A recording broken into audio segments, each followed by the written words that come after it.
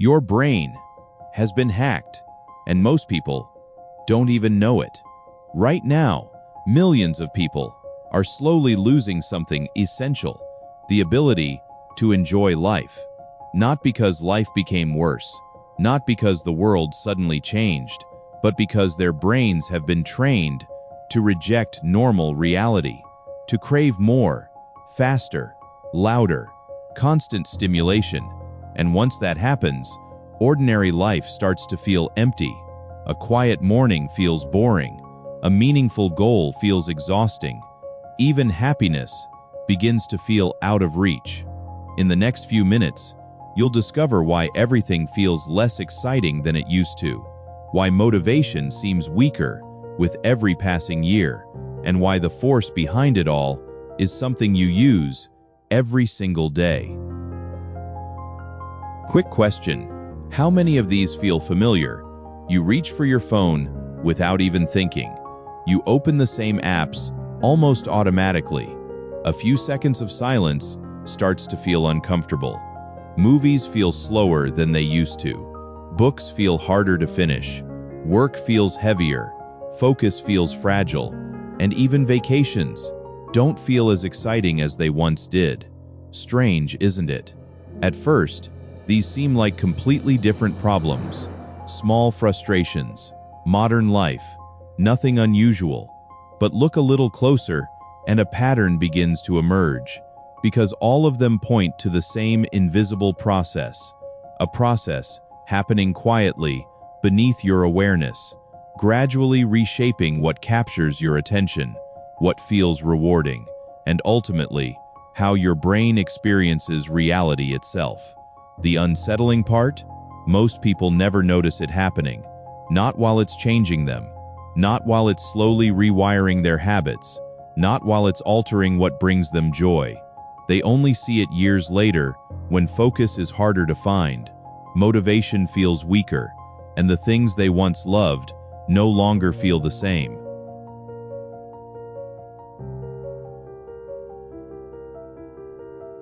Every great story has a villain. This one does too, but it doesn't look dangerous. It doesn't hide in the shadows. It doesn't announce itself. In fact, you carry it with you every day. You keep it within arm's reach. You sleep beside it. And for many people, it's the very first thing they see each morning, before the world, before their thoughts, before they even get out of bed. But the smartphone itself isn't the real problem. The real problem is far more subtle. It's what your brain is learning from it, day after day, year after year, a constant stream of novelty, something new, every few seconds, a constant stream of stimulation, always available, always waiting, a constant stream of rewards, small, instant, effortless. And while you barely notice it, your brain does. It adapts, quietly, relentlessly, reshaping what feels interesting, what feels rewarding, and what feels worth your attention. Most people think the cost is distraction, a shorter attention span, a little less focus, but that's only the surface. The real consequence runs much deeper, because over time, this process doesn't just change what captures your attention, it changes what brings you pleasure, and slowly, almost invisibly, it begins to erode your ability. Imagine eating your favorite dessert 20 times a day. The first bite feels incredible, the second is still enjoyable, but eventually, something changes. The excitement fades, the pleasure weakens, the magic disappears. Not because the dessert changed, because your brain adapted. What once felt special became normal. Now take that same idea and apply it to information, entertainment, social media, videos, notifications, messages, infinite scrolling, an endless stream of something new, something interesting, something rewarding. Every swipe offers a possibility. Every refresh offers a surprise. Every notification promises a tiny reward. And your brain responds exactly as it was designed to. It adapts, again, and again, and again. The modern mind is now exposed to more novelty in a single day than many people experienced in weeks, maybe even months. not because we're seeking more meaning, but because we're surrounded by more stimulation than any generation before us. And beneath the surface, your reward system is working overtime, trying to keep up, trying to adjust, trying to make sense of a world that never stops demanding attention. Here's where most people get it wrong. They assume the problem is a lack of stimulation, a lack of excitement, a lack of motivation. But the reality is almost the opposite. The problem isn't that you're consuming too little. The problem is that you're consuming too much. Here's the part nobody talks about, the uncomfortable truth. Reality was never designed to compete with algorithms. A workout can't compete, not at first. A book can't compete. A conversation can't compete. Building a business can't compete. Learning a skill can't compete. Not because these things lack value. In fact, they're often the most meaningful experiences we have. But they all share something in common. They ask for patience, effort, time. They ask you to invest now for a reward that comes later, sometimes much later. Your phone plays by different rules. The reward arrives instantly. A new video, a new message, a new notification, a new piece of information. No waiting, no uncertainty, no effort required. And your brain notices. It begins to compare. One path feels demanding, the other feels effortless. One asks for discipline, the other offers immediate relief. And little by little, without any conscious decision, your brain starts learning a preference, not for what's meaningful, but for what's easy, not for what's valuable, but for what's immediate. The shift is so gradual, most people never see it happening. They simply wake up one day and wonder why focus feels harder, why deep work feels exhausting, why meaningful goals feel strangely distant. But even that is only the beginning, because at first, the story sounds simple. You tell yourself, I can't focus, a frustrating thought. But it still feels temporary.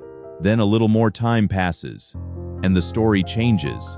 I have no motivation. Now the problem feels deeper, more personal. Then comes another conclusion, one that's even harder to escape. I have no discipline. And eventually, without realizing it, you stop describing a behavior. You start describing yourself. Maybe this is just who I am. And that's the moment everything changes. Because now the problem is no longer about habits. It's no longer about attention, or motivation, or productivity. Now it's about identity. A temporary struggle becomes a permanent label.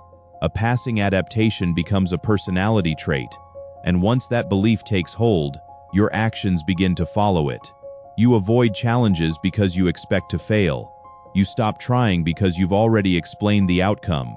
You stop questioning the story because the story feels true. This is where so many people become trapped, not in a lack of ability, not in a lack of intelligence, not in a lack of potential, but in a misunderstanding, a subtle one, a dangerous one. They mistake adaptation for identity, a learned response for who they are.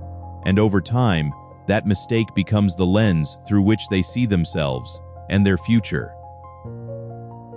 The most unsettling part is also the most hopeful, because the truth is, you haven't lost your motivation, you haven't lost your discipline, you haven't lost your potential. Those things didn't disappear, they weren't taken from you. They've simply been buried beneath years of conditioning, years of constant stimulation, years of instant rewards, years of teaching your brain to chase what is immediate instead of what is meaningful. And the brain learns. That's what it does.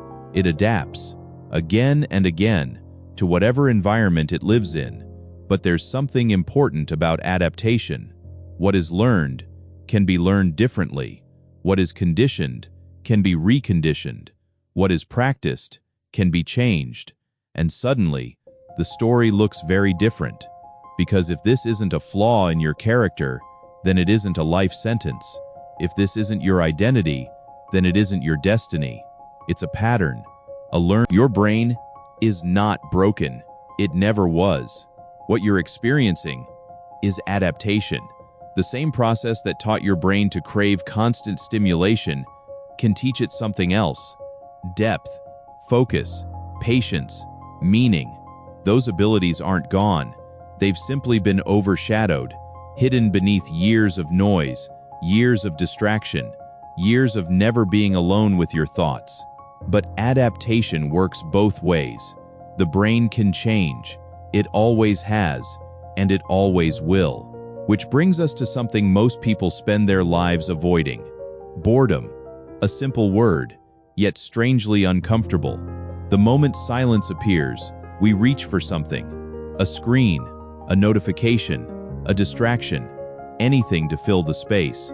But that empty space serves a purpose, because boredom is not the enemy, it's the beginning. The moment your mind stops being fed and starts listening again. The moment the constant flood of stimulation begins to slow. The moment your brain gets a chance to recalibrate. At first, it feels uncomfortable, restless, unnatural, but stay there long enough, and something unexpected happens. The ordinary starts to return. A conversation feels engaging again. A walk feels peaceful again. A book holds your attention again. Progress feels rewarding again. Not because the world changed, but because your relationship with it changed. And on the other side of boredom, you often rediscover something you thought was gone: the ability to enjoy simple things. But there's one question we haven't answered, a bigger one. If constant stimulation can slowly erode your ability to enjoy life, what else might it be taking from you? Because enjoyment isn't the only thing that fades. Something else is disappearing too, quietly, gradually, almost without notice. Your attention, the ability to stay with a thought, to focus on one thing, to resist distraction, to direct your mind where you choose. And once attention begins to weaken, everything else becomes harder. Deep work becomes harder. Learning becomes harder. Discipline becomes harder. Not because you're lazy, not because you lack willpower, but because attention is the foundation those things are built upon. And when the foundation starts to crack, the effects spread everywhere, which leads to the next question: why does focus feel so difficult now, when it once felt effortless? Why can a single notification derail an entire hour? And why might attention be the most valuable resource you're losing without even realizing it? That's what we'll explore next, because the battle for your enjoyment is only part of the story. The battle for your attention may be